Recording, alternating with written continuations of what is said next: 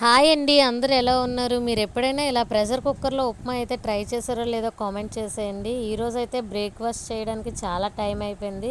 అందుకని చెప్పి ఇంకా రుబ్బు కూడా ఏం లేదు ఇంట్లో అని చెప్పేసి, ఇంకా పెద్ద నూకైతే ఉంది ఇంట్లో గోధుమ రవ్వది. పెద్ద నూక ఉప్మా చేద్దామని చెప్పేసి ఇంకా రెడీ చేశాను. ఇంక అప్పటికే 10:30 ఇలా అయిపోయింది బ్రేక్‌ఫాస్ట్ చేయడానికని చెప్పేసి, ఇంకా నూకైతే త్వరగా ఉడకదు కదా! అందుకని చెప్పి ఒకసారి మా అత్తయ్య కుక్కర్‌లో ట్రై చెయ్యి ఎలా వస్తదో చూద్దామని అన్నారని, ఇంకా కుక్కర్‌లో అయితే ఉప్మా చేస్తున్నాను. ఎలా చేస్తున్నానో అయితే ప్రాసెస్ చూసేయండి.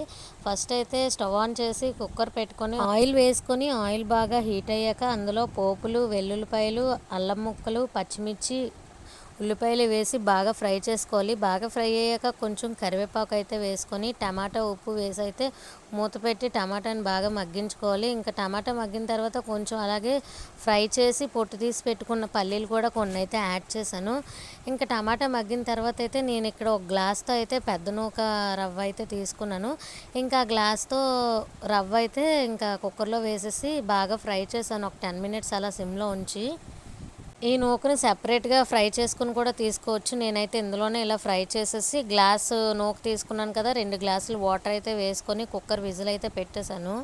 ఇంకా 2 విజిల్స్ వచ్చాకైతే స్టవ్ మూత ఓపెన్ చేసుకొని చూస్తే ఇంకా మనకి ఉప్మా అయితే పర్ఫెక్ట్‌గా రెడీ అయిపోద్ది. లాస్ట్‌లో ఇంకా కొత్తిమీర యాడ్ చేసుకొని స్టవ్ ఆఫ్ చేసుకోవడమే. తర్వాత ఇంకా ఉప్మా ఎలా వస్తదో టేస్ట్ అనుకున్నాను గానీ చాలా బా వచ్చింది పొడి పొడిగా. మీరెప్పుడు కుక్కర్‌లో ట్రై చేయకపోతే ఒకసారి ట్రై చేయండి. ఈ ప్రాసెస్‌లో టేస్ట్ అయితే చాలా బావుంటుంది.